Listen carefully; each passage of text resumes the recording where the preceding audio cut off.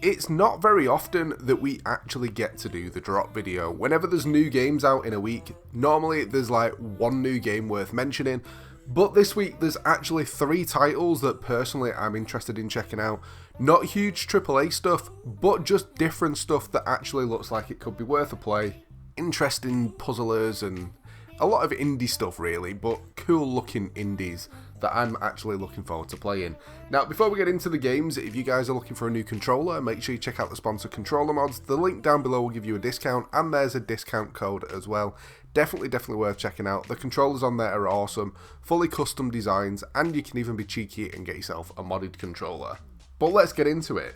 Now, the first game is a game called The Plane Effect. Now, the first thing I know a lot of people are going to say is it looks awful, just because graphically wise, it's not absolutely amazing. However, I do love puzzle games. Some of my favourite games that I have ever played have been terrible looking games that have been puzzlers, and they've just kept me addicted and made me want to keep playing just to progress to the end of the game. But on this one, pretty much, it sounds quite quirky as well, to be fair. It puts you in the shoes of a solo, lonely office worker on his final day at the office, and he's trying to return to his family. You toy with the grips of reality, distorting the balance of time and space to try and figure out what's going on and get the hell out of there. Again, I know a lot of people look at games and it is just the way that it looks, and I can be like that a lot of the time. It's mainly with stuff like shooters and story-based games.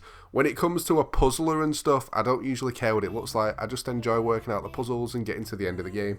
But The Plane Effect looks like it could be quite a cool game, and that is out a little bit later this week.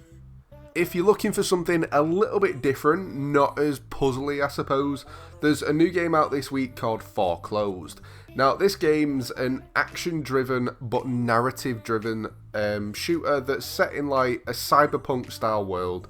It looks okay. It's an interactive graphic novel, which, to me personally, it always reminds me of like the Telltale games, The Walking Dead and that sort of stuff. They're like comic book-style, just story games, and I absolutely love them. I've played pretty much every single Telltale game that there is, and it's mostly where like my platinums have come from. Not doing anything stupidly crazy, just literally playing through a story. However, this one, it looks like it could be quite cool. It's got upgrades to like firmware, high-tech combat, as well as like augmentation upgrades where you can discover and unlock brain implant abilities. It's got an RPG style system, but in like the comic book narrative style, which is completely different to stuff that I've seen before. But when it comes to these kind of games, it's hit and miss. It looks like it could be worth a play, but we'll see what it's like when it actually comes out. But the final one, it's another indie style puzzler, and I know it's not going to be for everyone. It's just, I like my puzzle games, and when it's indies, again, I don't mind. And this one's a game called I Am Dead. Again, the graphics of it don't look absolutely amazing, but hopefully people can kind of see past it and enjoy the game.